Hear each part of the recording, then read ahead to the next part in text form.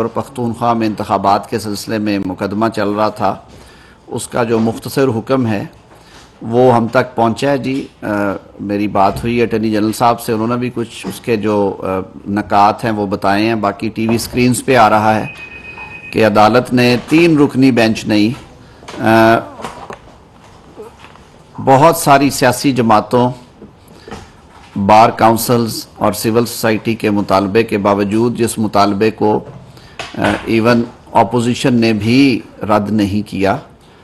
کہ یہ ایک ایسا اہم آئینی اور قانونی معاملہ ہے جس پہ بلا شبہ سپریم کورٹ جیسے موقر ادارے کو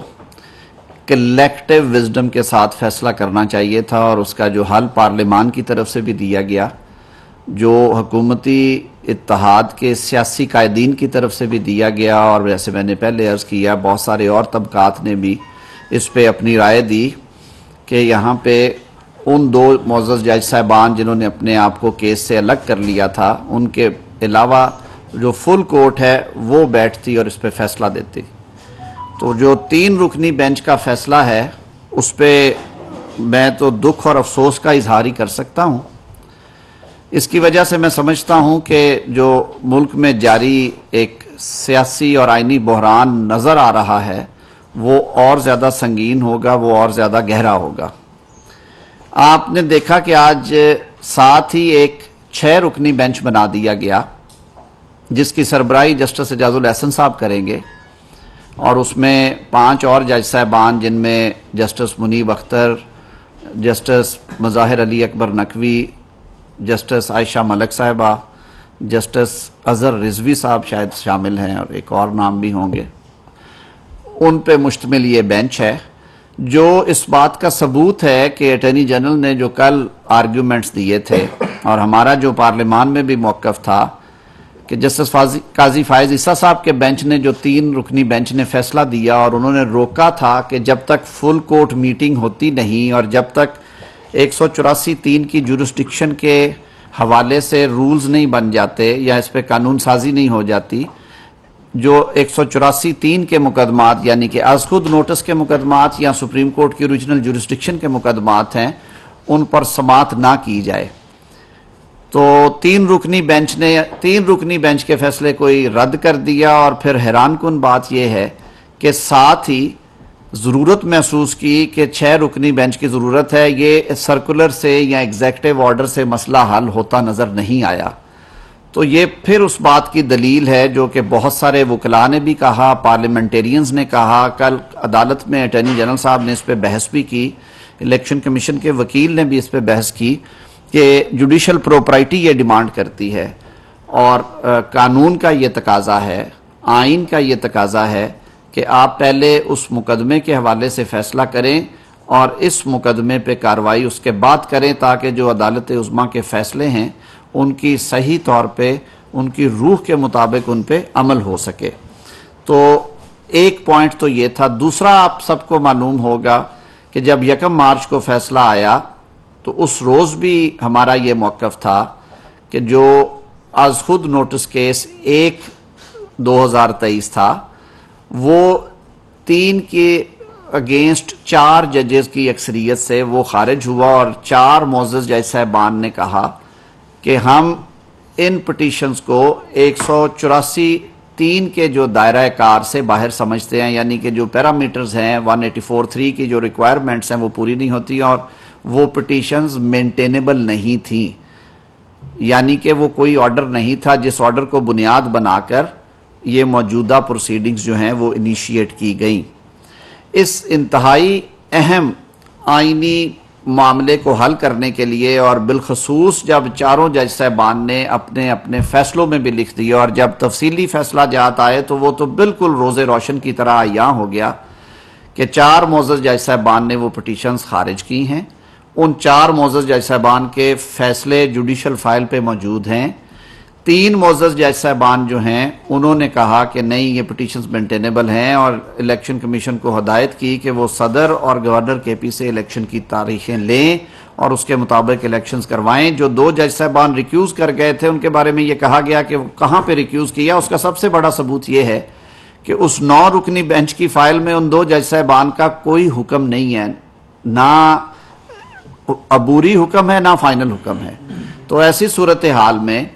یہ قرین انصاف اور آئین اور قانون کی منشا کے عین مطابق تھا کہ 4 کے فیصلے کو مانتے ہوئے یا اس ابہام کو ہی دور مان لیا یہ ابہام ہے تو اس ابہام کو دور کرنے کے لیے فل کورٹ بیٹھتی، وہ بھی نہیں بیٹھی.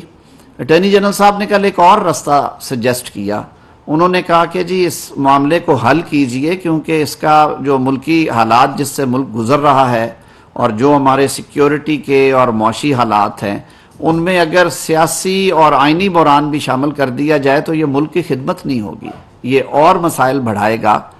تو ایسے میں اٹارنی جنرل صاحب نے کل آفر دی تھی، انہوں نے ایک مشورہ بلکہ دیا کورٹ کو پرنسپل لا آفیسر ہونے کے حوالے سے کہ آپ جو باقی 6 جج صاحبان ہیں جو ان پروسیڈنگز کا حصہ نہیں رہے ان پہ مشتمل ایک بینچ بنا دیں. لیکن وہ 6 یا 7 جج صاحبان تھے وہ استدعا بھی جو ہے وہ بھی رد کر دی گئی. تو ایسے میں سمجھتا ہوں کہ جو اندیشہ ہے پاکستانی قوم کا کہ ہمارے ملک کی جو اعلیٰ ترین عدالت ہے اس میں تقسیم ہے اور تقسیم کا تاثر ختم کرنا ادارے کے سربراہ کی ذمہ داری ہوتی ہے. ادارے کے سربراہ کے طور پہ چیف جسٹس صاحب کو یہ چاہیے تھا کہ وہ اس تاثر کو ختم کرنے کے لیے اس اہم آئینی اور قانونی مسئلے کو فل کورٹ میں لے کے جاتے. جو 2 جج صاحبان ریکیوز کر چکے تھے ان کے باوجود 13 رکنی بینچ بن سکتا تھا اور اس بینچ کے سامنے رکھ کے یہ فیصلہ ہوتا کہ آیا 184(3) کے دائرہ کار میں ایسے کیسز پہ فیصلہ ہونا چاہیے جو کیسز اس وقت ہائی کورٹ میں پینڈنگ تھے، جو کیسز بیسیکلی صوبوں سے زیادہ متعلقہ ہیں اور جن کیسز کے اوپر ہائی کورٹ میں یا سنگل بینچز میں یا آئی سی ایس پڑی ہیں اور وہ کوئی مہینوں یا سالوں سے نہیں، وہ چند دنوں میں فیصلہ بھی ہوئیں اور ان کی اپیلیں ابھی پینڈنگ تھی. تو میں سمجھتا ہوں قانون کے طالب علم کے طور پہ جو کل پارلیمان میں بات کی وزیر اعظم صاحب نے اور میں نے بھی کچھ اس پہ کہا اور جو پارلیمان نے قرارداد کے ذریعے سپریم کورٹ سے یہ مطالبہ کیا تھا کہ اس مسئلے کا حل صرف اور صرف کلیکٹیو سوچ میں ہے، اجتماعی سوچ میں ہے. ادارے کو ایک پیج پہ ہو کے یہ کیس ایک عدالت میں بیٹھ کے سپریم کورٹ کو یہ کیس سننا چاہیے اور اس کیس کا فیصلہ تمام فریقین جو ہیں وہ مانیں گے. لیکن اگر اکثریت کے فیصلے پہ 4 جج صاحبان کے فیصلے کو رد کرتے ہوئے 3 رکنی بینچ فیصلہ جاری کرے گا تو اس فیصلے پہ نہ کسی کو اطمینان ہوگا نہ کسی کو اعتماد ہوگا اور یہ معاملات کو اور زیادہ سنگین کرنے کا باعث بنے گا. تو یہ کچھ معروضات تھیں جو میں سمجھتا تھا کہ آپ سے شیئر کر لی جائیں کیونکہ ابھی کیس کی باقی ڈیٹیلز جو ہیں وہ ٹائم کے ساتھ ساتھ آ رہی ہیں، لیکن جو حکومتی اتحاد ہے وہ بالکل اس بات پہ کلیئر ہے کہ جو سپریم کورٹ کے معاملات ہیں، جس طرح سے سپریم کورٹ کو چلایا جا رہا ہے، جس طرح سے اہم آئینی اور قانونی مقدمات کے فیصلہ جاری کیا گیا ہے، بینچز کی تشکیل جس طرح سے ہو رہی ہے، سینئر پیونی جج کو جس طرح سے تمام معاملات سے دور رکھا جا رہا ہے، سینیورٹی میں ان سے اگلے نمبر پہ آنے والے جج صاحب کو بھی اس طرح کے تمام بینچز سے دور رکھا جاتا ہے، کچھ اور معزز جج صاحبان کو اس طرح کے بینچز کا حصہ نہیں بنایا جا رہا اور یہ بار بار ہو رہا ہے. آج بھی جو 6 رکنی بینچ بنا ہے اس پہ بھی لوگ انگلیاں اٹھا رہے ہیں. تو ہم ایک بار پھر یہ چیف جسٹس صاحب سے یہ ایکسپیکٹ کرتے ہیں، ہمارا یہ مطالبہ ہے کہ وہ فل کورٹ میٹنگ بلائیں اور یہ سارے معاملات جو ہیں ان کو درست کیا جائے، ورنہ یہ جو بحرانی کیفیت ہے یہ سنگین آئینی اور سیاسی بحران میں تبدیل نہ ہو جائے جو کہ پاکستان اس وقت اس کا متحمل نہیں ہو سکتا. بہت شکریہ جی. راشد حبیب صاحب ایئر وائس سے. یہ جو نیا بینچ بنا ہے 6 رکنی، یہ اگر قاضی فیصل صاحب کے فیصلے کو انڈو کرتا ہے تو کیا اس کا ریٹروسپیکٹیو ریکارڈ ہوگا؟ کبھی بھی نہیں ہو سکتا. اس کی وجہ یہ ہے، میں تو بات ہی یہ کر رہا ہوں، میری تو سمجھ سے باتیں کچھ بالاتر ہیں کہ اگر جسٹس فائز عیسیٰ صاحب نے جو روکا تھا 184(3) کے مقدموں کی سماعت سے، اسے سرکولر کے ذریعے سے آپ نے دیکھا کہ اس فیصلے کو رد کر دیا گیا اور پھر کہا گیا کہ نہیں یہ ہمارا انتظامی مسئلہ ہے. کل اوپن عدالت میں ہی کہا گیا کہ یہ معاملہ انتظامی نوعیت کا ہے. تو پھر کیا ضرورت پیش آئی کہ آج فیصلہ سنانے کے بعد 6 رکنی بینچ، اور 6 رکنی میرے تو تقسیم کے حوالے سے بھی میں تھوڑا سا پریشان ہوں بطور وکیل. میں نے بھی کچھ سال اس ادارے میں گزارے ہیں عدالت کے وکیل کے طور پہ، یہ 6 رکنی تو پھر یہ محسوس ہو رہا ہے کہ جیسے عدالت کو 2 حصوں میں تقسیم کر دیا گیا ہے. آدھی عدالت ایک طرف ہے، آدھی عدالت ایک طرف بیٹھی ہے. میں ہاتھ جوڑ کے یہ استدعا کروں گا بطور وکیل کے اور بطور وزیر قانون کے عزت مآب چیف جسٹس صاحب کو کہ خدا کے لیے اپنے گھر کو اکٹھا کریں، اپنے ادارے کو متحد کریں. یہ تو ایک جہاں پہ باہر ترازو کا نشان لگا ہوا ہے تو وہ دونوں پلڑے برابر اس لیے دکھائے گئے ہیں کہ آپ تو تولنے والوں میں سے ہیں. اگر وہیں پہ اتحاد نہیں ہے، اگر وہیں پہ ہی اتفاق نہیں ہے، اگر وہیں پہ سوچوں میں اتنا زیادہ تضاد ہے اور ایک دوسرے کے فیصلوں کے بارے میں جو رویہ اپنایا گیا ہے چیف جسٹس صاحب، یہ ادارے کے وقار اور تقدس اور عزت کے منافی ہے. سپریم کورٹ آف پاکستان کی جو ڈگنیٹی ہے، اس کی جو ریٹ ہے، وہ یہ ڈیمانڈ کرتی ہے کہ یہ معاملات سارے کے سارے جو معاملات ہیں ان کے لیے وہ جو ہم نے پہلے عرض کیا، جو پارلیمان میں بھی کہا گیا کہ آپ 13 رکنی بینچ بٹھائیں، وہ بینچ بیٹھے اور ان سارے معاملات کا جائزہ لے. طارق صاحب، آپ ٹھنڈی طبیعت کے وکیل بھی ہیں اور لا منسٹر بھی ہیں، تو کیا کوئی آپ ثالثی کا کردار ادا کر سکتے ہیں جوڈیشری اور حکومت کے درمیان؟ کیونکہ کچھ آپ کے ایسے وزراء ہیں اس قسم کے بیانات دیتے ہیں جو کہ حالات بہتر ہونے کی بجائے غلط رنگ اختیار کر دیتے ہیں. بہت شکریہ رن صاحب. میں تو ایک بڑا عاجز سا بندہ ہوں اور میرا دل دھڑکتا ہے اس ملک کے لیے، اس ملک کے جو ادارے ہیں ان کے لیے. پارلیمان بھی ایک بہت موقر ادارہ ہے اور عدالت عظمیٰ بلا شبہ ملک کی اعلیٰ ترین عدالت ہے. یہ ٹکراؤ کی صورتحال نہیں ہونی چاہیے اور میرے تو خیال میں یہ اداروں کے سربراہان کے لیے سب سے بڑا سوالیہ نشان ہوتا ہے. میں نے چیف جسٹس آف پاکستان سے بارہا یہ درخواست کی اور میں آج یہ آن ریکارڈ کہہ رہا ہوں، ہمارا ان سے میٹنگز میں بھی ملنا جلنا ہوتا ہے، ویسے بھی سوشلی ہمارے ملنے پہ پابندی نہیں ہے. میں نے ان سے ہاتھ جوڑ کے استدعا کی تھی، بارہا یہ کی کہ سر عدالت کو اکٹھا رکھیں. 5 ججز یا 7 ججز کی عدالت نہیں ہے، یہ 15 موقر جج صاحبان کی عدالت ہے. آپ